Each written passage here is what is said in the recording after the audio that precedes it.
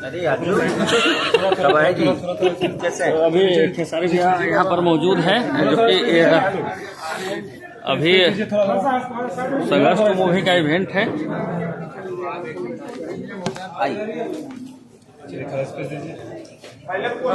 कहाँ गया बाबू?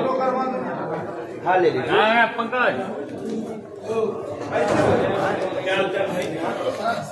खड़े हो जाते हैं, ले लीजिए।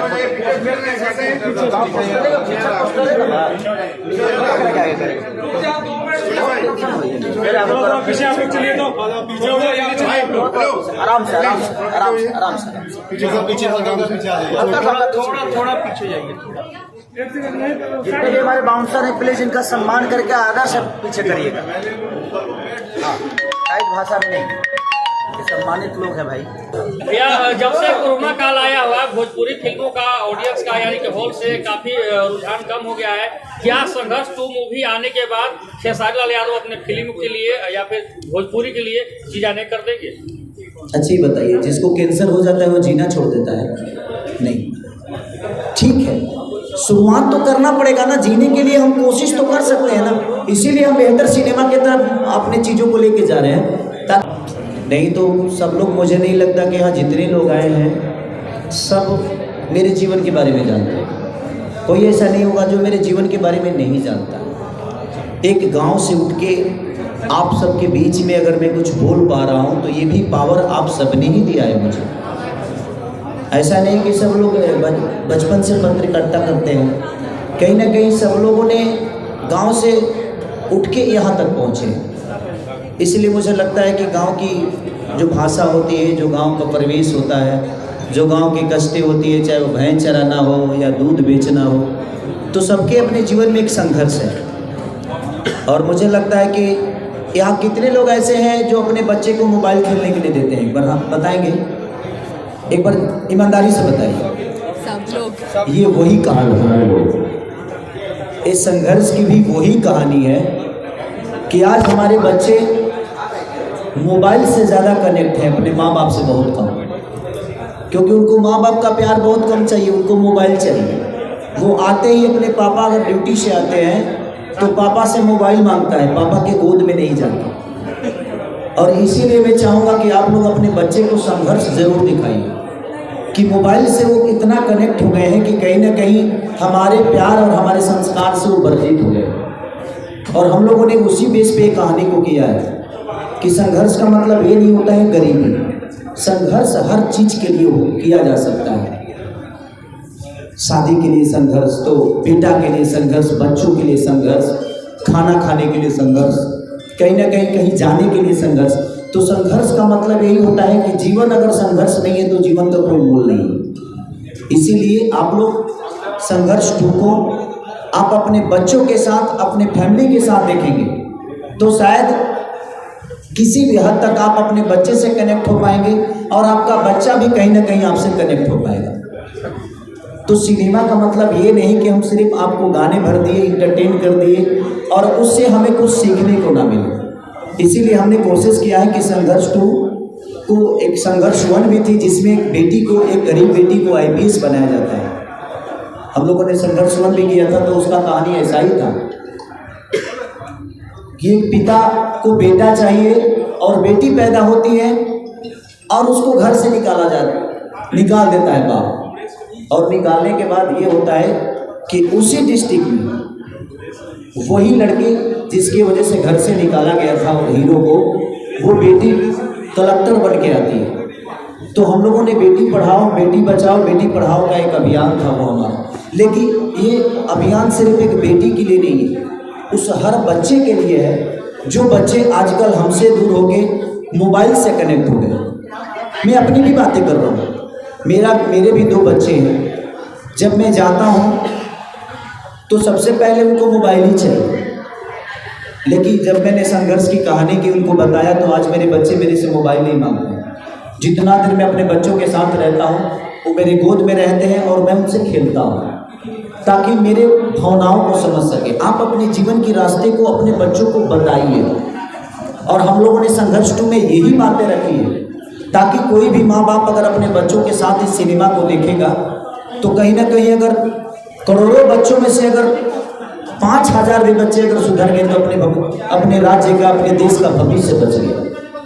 क्योंकि हम अपने बच्चों को संस्कार से इतना दूर कर दिए हैं कि आने वाला पीढ़ी हमारे लिए वृद्धा आश्रमी बनेगा। क्योंकि हमने कभी अपने जीवन के बारे में अपने बच्चों को बताया ही नहीं, हमने उनको वक्त नहीं दिया, जबकि हमें देना चाहिए। क्योंकि हमने मोबाइल दिया, मोबाइल देकर हम भी को सोचते हैं चल यार खेल, उधर क्यों टेंशन दे रहा है, ये काम है वो काम है। तो बात यही है। और हम लोगों ने संघर्ष 2 को उसी के लिए बनाया है कि कम से कम हमारे राज्य के बच्चे या हमारे देश के बच्चे मोबाइल से दूर होके कम से कम अपने माता पिता के पास रहें और माता पिता के जीवन की बातें समझ सकें। इसीलिए हम लोगों ने संघर्ष 2 को बनाया। तो मैं सबसे यही रिक्वेस्ट करूँगा कि सदियों बाद कोई बेहतर चीज़ें बनती है, अगर आप सब मिलकर इसको सपोर्ट करेंगे तो मुझे लगता है कि हम भी एक बेहतर दिशा में काम करने की कोशिश करेंगे। आदमी का मनोबल कब टूटता है? जब अच्छा चीज़ करने के बाद भी उसको तारीफ नहीं मिलती। आप भी हैं, अगर अच्छा न्यूज़ बनाते हैं, अगर हम आपकी तारीफ नहीं करेंगे तो फिर आप न्यूज़ बनाना छोड़ देंगे या बेहतर न्यूज़ की तरफ नहीं जाएंगे। आपके बेहतर न्यूज़ का अगर व्यूअर नहीं आएगा तो आप बोलेंगे। अगर आप राम की चर्चा करते हैं और कोई आपका न्यूज़ नहीं देखेगा तो आप राम का चर्चा करेंगे? नहीं करेंगे।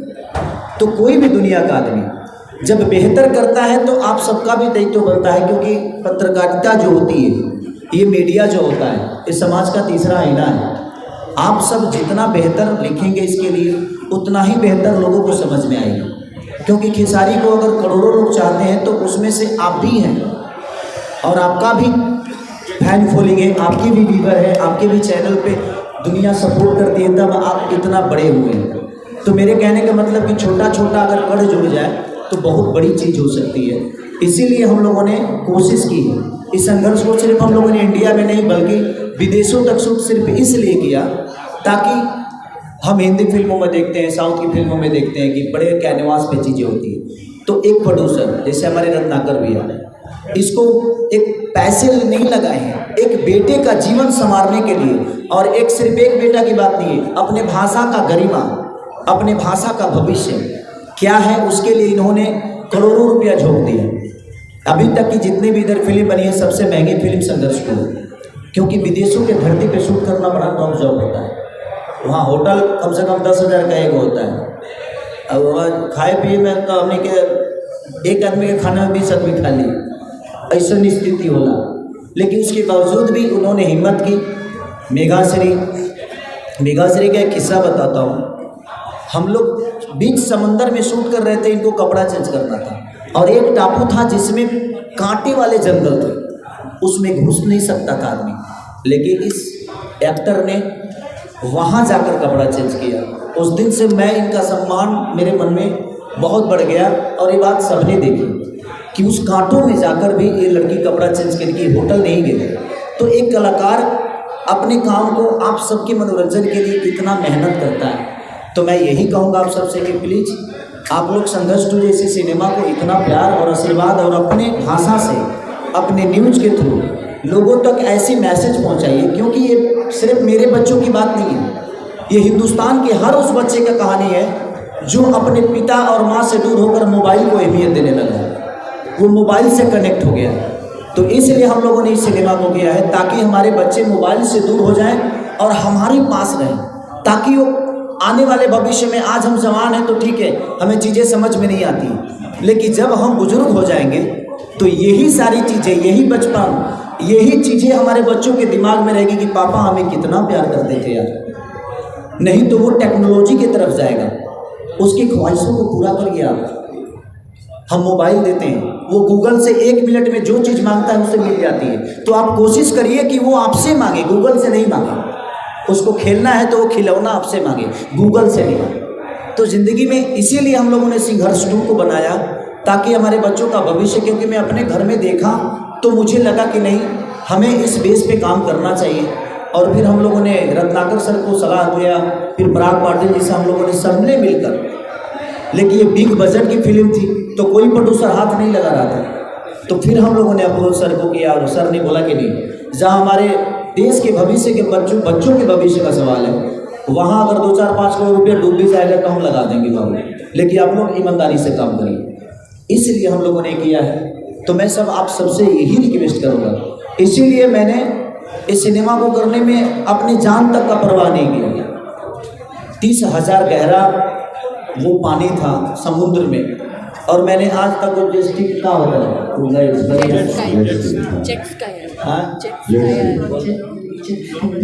ये जो बोल रही है थोड़ा सा अंग्रेजी में प्रॉब्लम है भाई, हम आप सबको पता है।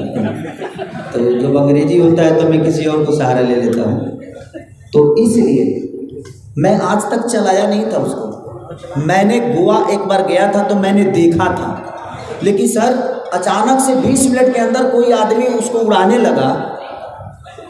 मुझे उसके लिए मेरी वाइफ से डांट भी पड़ी, क्योंकि मेरी वाइफ, मेरी बेटी, मेरा बेटा, हम चारों गए थे उस शूटिंग में।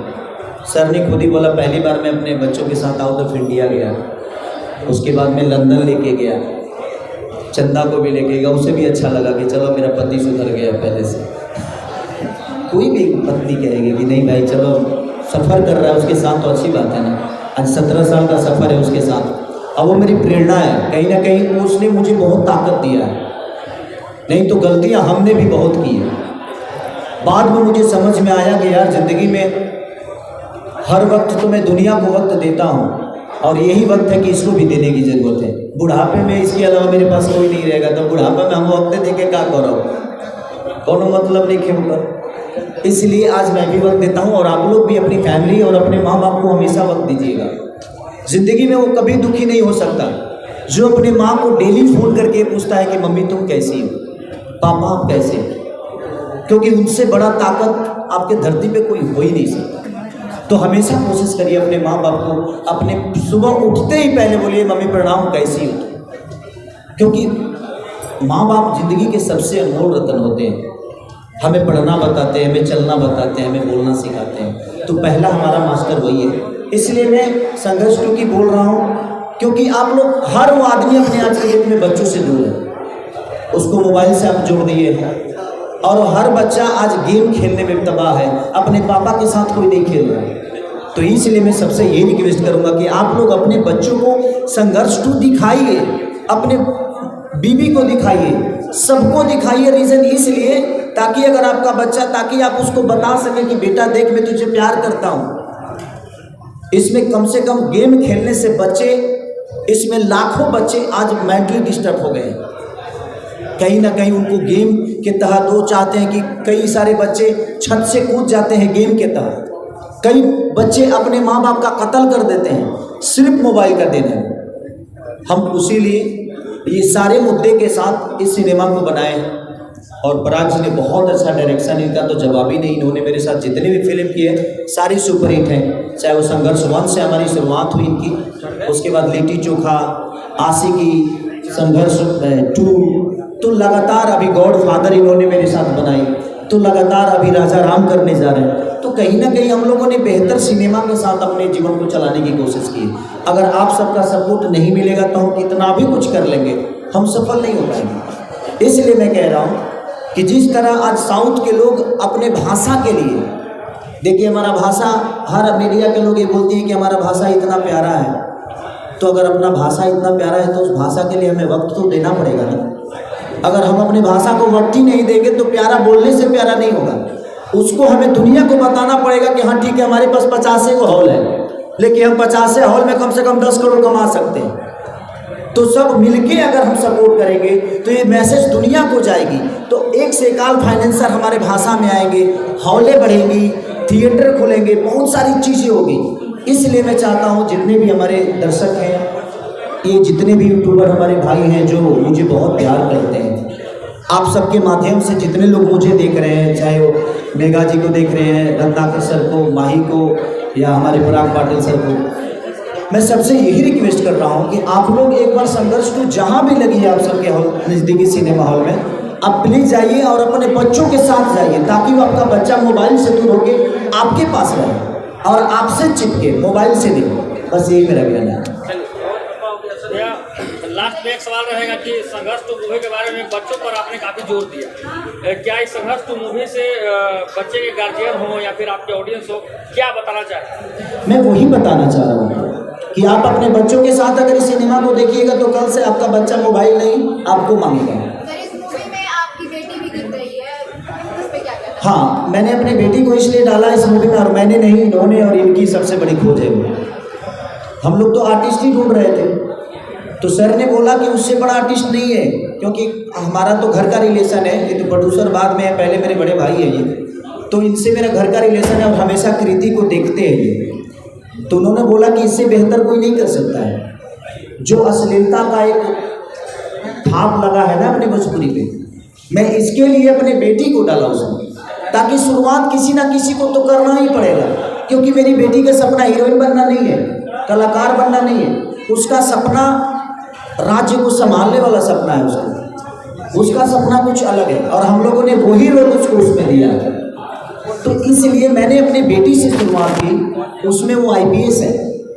सर, एक सवाल है, बहुत सारी फिल्में हैं जो पैन इंडिया बन रही है, खेसारी जी की फिल्में तो पैन इंडिया बनेगी, अलग अलग लैंग्वेज में। बात देखिए पैन इंडिया की नहीं, पहले पैन इंडिया का हिम्मत क्यों किया साउथ ने? इसलिए कि साउथ के लोगों ने खुद ही अपने भाषा को 300 करोड़ तक ले गए, उसके बाद उन्होंने 1000 करोड़ के लिए सोचा। तो मेरे कहने का मतलब कि पहले अपने भाषा को हम बड़ा करें, और हमें पैन इंडिया करने की जरूरत नहीं है। हम 30 करोड़ 40 करोड़ की आबादी में हैं, अगर हमारे भाषा के लोग अगर बेहतर सिनेमा को अप्रोच करने लगे तो हमें पैन इंडिया करने की ज़रूरत ही नहीं है। हम इसी में 400 करोड़ का धंधा कर लेंगे और 400 करोड़ की फिल्में भी बना देंगे। इस फिल्म में आप एक नए अंदाज में नजर आ रहे हैं, जिस तरह से बॉडी बनाई है आपने, कितनी मेहनत लग रही है? बॉडी बनाने में मेहनत तो लगता है ना भैया। मैं जब मेरा फाइट था वो जो आप लोगों ने देखा होगा, जो ब्राउनी जो मशीन गन लेके मैं, वो 30 kg का था, उठाने में भी प्रॉब्लम होती थी। कितने सारे हमारे यूट्यूबर भाई लोगों ने बोला कि 30 किलो का चीज़ लेकर कोई कैसे दौड़ सकता है? मैं दौड़ सकता हूँ, मेरे अंदर वो पावर है तो इंसान पहाड़ नहीं उठा लिया था। हनुमान जी के पास पावर था तो संजीवनी कुटी के लिए उठा लिए थे ना। तो आप किसी के पावर को चैलेंज मत करिए, कुछ भी हो सकता है इस धरती पे। मैं लगातार सुबह भी जिम करता था, शाम को भी जिम करता था, दोपहर में सब लोग खाना खाते थे और दोपहर को मैं जिम जाता था, खाना नहीं खाता था, ताकि मुझे ओपन बॉडी काम करना है, मुझे दिखाना है लोगों को। मैं कहीं ना कहीं मैं जितना लोगों का आइकॉन हो, कहीं ना कहीं खेसारी को लोग प्यार करते हैं, तभी मैं यहाँ तक पहुँचा। तो मुझे प्यार करने वाले मेरे से भी बड़ा बने, वो मेहनत मेरा देखेंगे तभी बड़ा बन पाएंगे। इसीलिए मैंने कोशिश यही की। जब से कोरोना काल आई है, भोजपुरी फिल्मों का रुझान थोड़ा सा कम हो गया है। पावर तो दूधे में ना होता है उसमें तो नशा होता है। भैया, जब से कोरोना काल आया हुआ है, भोजपुरी फिल्मों का ऑडियंस का यानी कि हॉल से काफी रुझान कम हो गया है। क्या संघर्ष 2 मूवी आने के बाद खेसारी लाल यादव अपने फिल्म के लिए या फिर भोजपुरी के लिए जीजाने कर देंगे? अच्छी बताइए, जिसको कैंसर हो जाता है वो जीना छोड़ देता है? नहीं, ठीक है, शुरुआत तो करना पड़ेगा ना। जीने के लिए हम कोशिश तो कर सकते हैं ना, इसीलिए हम बेहतर सिनेमा की तरफ अपने चीज़ों को लेके जा रहे हैं, ताकि संघर्ष 2 हो सकता है नील की पत्थर साबित हो।